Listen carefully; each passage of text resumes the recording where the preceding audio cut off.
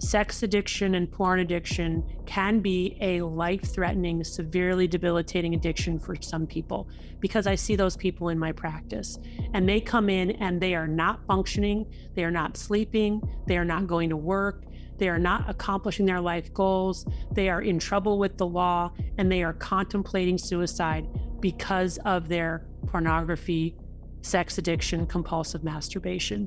Dr. Anna Lembke discusses the reality of digital addictions, including pornography, and shares effective strategies for overcoming them. Addiction is the continued compulsive use of a substance or behavior despite harm to self and or others. The Diagnostic and Statistical Manual usually uses the 4 C's: out of control use, compulsive use, craving, and consequences, plus 2 physiologic signs and symptoms, one of which is tolerance. Tolerance means your drug stops working over time. You need more potent forms or more of it to get the same effect. And withdrawal means that when you try to cut back or stop, you experience physical withdrawal. And one of the most interesting things to me about sex and pornography addiction is that the withdrawal is incredibly physical. So not only is there this, the universal symptoms of withdrawal: anxiety, irritability, insomnia, dysphoria, but there's also quite a physical, like a fatigue, a kind of general lassitude, even patients describing physical pain when they withdraw from pornography, which I think is really interesting. And of course, there are the sexual dysfunctions that arise with, repeated masturbation, including, erectile dysfunction, inability to get an orgasm, this sustained refractory period, all of which, requires a period of abstinence in order to recover physiologic sexual function. Dr. Lembke explains the importance of abstinence to reset reward pathways in overcoming addiction. She introduces self-binding strategies to combat temptation and highlights the common journey of addiction. I hold up people with severe addiction and recovery as modern-day prophets for the rest of us, because they've tapped into a universal wisdom that we could all benefit from. And one of the things that I've learned from my patients in recovery is the importance of radical honesty. And by that, I mean being honest not just about using drugs, but also about every little thing in their lives. I remember I had a patient once who said to me, when I was using, if I'd be at McDonald's and somebody called me, I'd say, yeah, man, I'm at Burger King. Then when I was at Burger King and they called, they'd say, yeah, man, I'm at McDonald's. And it was like, he said, I just lied about everything. It didn't even make any sense anymore. But that's what happens when we get in our addiction. We get into that lying habit. And of course, we're all natural liars. I think on average, we tell, something like 1 to 2 lies a day. It's really hard to tell the truth, especially when we're telling the truth about little things that we feel like, it doesn't really matter. I'll just say I was late because of traffic, when really I was late because I wanted 5 more minutes to read the paper. But the truth is that there's a lot of benefit in being, as I describe in the book, radically honest. I learned this from my patients. I try to practice it in my life. I'm not always successful, but in trying to be honest about everything, large and small, it really does change us in so many important ways, and it changes our relationships with other people. I would not recommend this intervention in someone who had repeatedly tried to stop on their own and was unable to. Those individuals need a higher level of care and more support. But for the vast majority of the patients that we see in our clinic, this first pass intervention can be not only instructive, but highly healing. So how do we get them there? First, the first pass is just to gather data. This is where we ask patients to tell us, what are you using, how much, and how often? And the simple act of putting into words what we are doing in terms of our consumption can have a revelatory impact on our understanding of what we're doing. Because as long as it stays in the dark recesses of our minds, we can minimize it and we don't have to look at it. But when we tell another human being, it becomes real in a way that it otherwise cannot. I ask them, patients, what's your objective for using? Why do you use? And again, this is because many times people will endorse they use for one of 2 reasons: to have fun or to solve a problem. But as they get into the addictive cycle, what happens is that their initial reason for use gets very far away from their original reason for use. But nonetheless, important for us to understand what their rationalization is. Then I ask patients about problems. What are the problems you note with use? And sometimes with young people, the only problem they will endorse is that their parents aren't happy with their use. But that's enough if they have an alliance with their parents and they want to make that better. Then I recommend this 4 weeks of abstinence, or if you can't do 4 weeks, do 2 weeks. If you can't do 2 weeks, do a single day, especially when it comes to digital drugs. Put that phone away for 24 hours. But in general, the data, however limited, shows that it takes on average 4 weeks of abstinence in order to reset brain reward pathways and be able to experience pleasure in more modest rewards. If patients don't do the 4 weeks, once they're already addicted, all they're experiencing is withdrawal, right? Remember the balance. You take away the pleasure weight, those gremlins weight it down to the side of pain. And in those first 2 weeks, patients are in withdrawal. So I warn them, you're going to feel worse before you feel better. You're going to experience the universal symptoms of withdrawal, anxiety, irritability, insomnia, dysphoria. If you can just get your way through that, you will eventually feel better in weeks 3 and 4. And for about 80% of my patients, which is consistent with the scientific literature, they do feel better at 4 weeks. For those who don't feel better, that's really important data, right? That tells me, okay, your compulsive overuse isn't the primary driver of your anxiety, your depression, your psychosis, whatever it is. Using the acronym JOYFUL with A for abstinence, Dr. Lembke reveals her method for helping patients break free from addiction. She emphasizes the need for patience during withdrawal and how resetting the brain's reward system can lead to lasting recovery and mental well-being. When you think about how hard it is to give up a drug or a behavior that you're addicted to, how much courage that takes and fortitude and discipline and stick-to-itiveness, these people are really amazing people. I mean, I don't know that I could do it, what they do, and like, we talked a little bit about, just the constant, ever-present urge to use, even after sustained periods of abstinence for some people.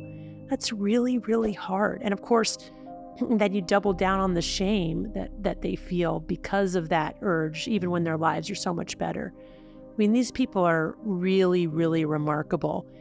And you take their remarkable accomplishment and then you imagine the world that we live in now, where we are constantly invited and tempted and really bombarded with opportunities to become addicted. It's like feeling an itch everywhere. Oh yeah, I mean, you can't escape it. You cannot escape it. That you'll get an email in your inbox inviting you to do X, Y, or Z. And if you're addicted to that thing and you tried to delete all your apps and not go here, all of a sudden your work inbox, you're getting those images, let's say. Really, really, really hard. And yet these people find a way to do it. I think it's absolutely amazing. And they're really wise people. They have so much wisdom to offer. They've taught me a lot.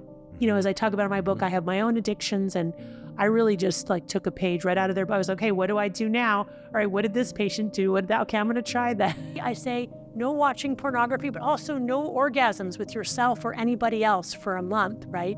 As a way to, again, reset reward pathways. And resetting reward pathways is key to be able to have the cognitive and emotional strength to do what's next, which is decide next steps. Am I going to go back to using this drug, or am I going to continue to abstain? And either way, how am I going to do that? And then we talk about self-binding strategies. And what do I mean by that?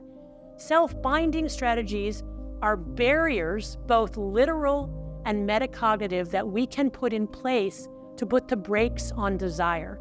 And they are absolutely fundamental in a world in which we're being constantly tempted to indulge.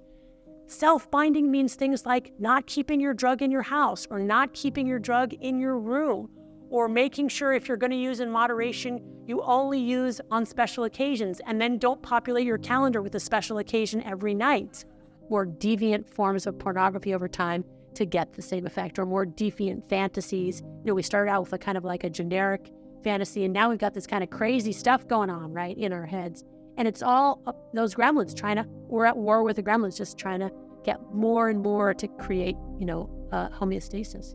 Yeah. So with these gremlins, and I love the terminology there, and you have great images in the book, kind of showing these different examples here. Is it on act of viewing consumption that is starting to now teeter to that side, or is it at the end completion? Because orgasm, masturbation. So when is it beginning to teeter towards the pleasure side, when we're watching it or when we're done? Great question. So one of the things that the patient Jacob that I describe in the book that he talks about is it's not just the pleasure of the orgasm, it's all of that anticipation, all of that working up toward it. And that's the motivation part that you were talking about at the beginning. Yeah, right. And the fantasy itself. So we have this incredibly vivid ability to recall what gives us pleasure.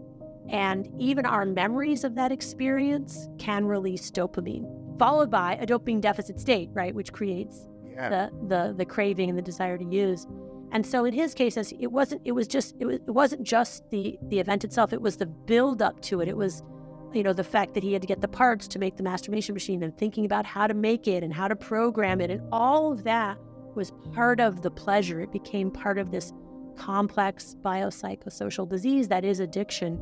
And we know in the brain, for example, if you train a rat to know that when it sees a light, it can go to a lever, press the lever and get cocaine, that as soon as it sees the light, it will get an increase in dopamine firing in the reward pathway, followed, interestingly, by a dopamine deficit state, which then drives the rat to then even more want to go to and press the lever to get the big bolus of juice or dopamine, which is from the cocaine. We all have our own separate lock and key. And for the person for whom pornography is their drug of choice, it can be a really serious addiction. I talk in my book, Dopamine Nation, I open with the case of a patient who had a very severe sex and compulsive masturbation addiction, which absolutely wreaked havoc on his life. That was a no joke pornography addiction. I talk about my own addiction to romance novels, which progressed over time to erotica, which is basically socially sanctioned pornography for women. And although I had a very mild version of it compared to, my patients, it was still real. It interfered with my ability to be the mother I wanted to be the wife that I wanted to be the doctor that I wanted to be. Furthermore, it's really important to note that what happens with pornography, as with any drug, is that over time we need more and more to get the same effect, or we need more potent forms to get the same effect. And this is very true in pornography addiction. People will start out with kind of like, average images, but over time, their fantasy life and the images will need to be more potent in order to get the same effect. And it can progress to a point where people are then, consuming images that really are quite deviant and are inconsistent with their values and maybe even illegal. Another human being about what we're actually doing, where we say, sorry, this is how many hours, this is what I looked at, or this is, if it's not pornography and it's actually chasing down partners, this is what I did to find partners, this is how I interacted with them, all of that. So actually, like, what's the data? What are you doing? Because the other thing that happens, with addiction is that we don't just lie to other people, we lie to ourselves. And that it's really outside of our conscious awareness. So when we tell another human being or write it down and look at it, it's like, oh, wow, it becomes real in a way it really can't when it's pinging around in our heads. You're nodding, so I'm guessing that you know that from personal experience. The O of the dopamine acronym stands for objectives. That's where we write down what is the thing that we're seeking? What is our objective in doing this behavior? And when I work with families where typically the husband or the father has struggled with sex addiction, it's of course so devastating for the partners. But one of the misconceptions I always try to dispel is that sex addiction at the end of the day isn't even really about love or sex. It's about self-soothing, all the ways in which we're trying to self-soothe to deal with anxiety, depression, insomnia, just trying to not be and not think and not, just escape. It's just an escape, really. But people will talk about, why they use and what they get out of it.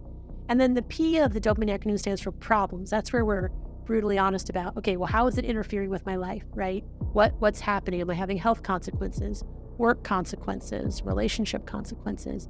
Am I behaving in ways that are orthogonal to my values and inconsistent with my values, right? Am I lying? Am I doing things that I'm ashamed of, right? Which happens in addiction as we kind of gradually lose our moral compass as our brain becomes hijacked by the overwhelming physiologic urge to get our drug to restore homeostasis.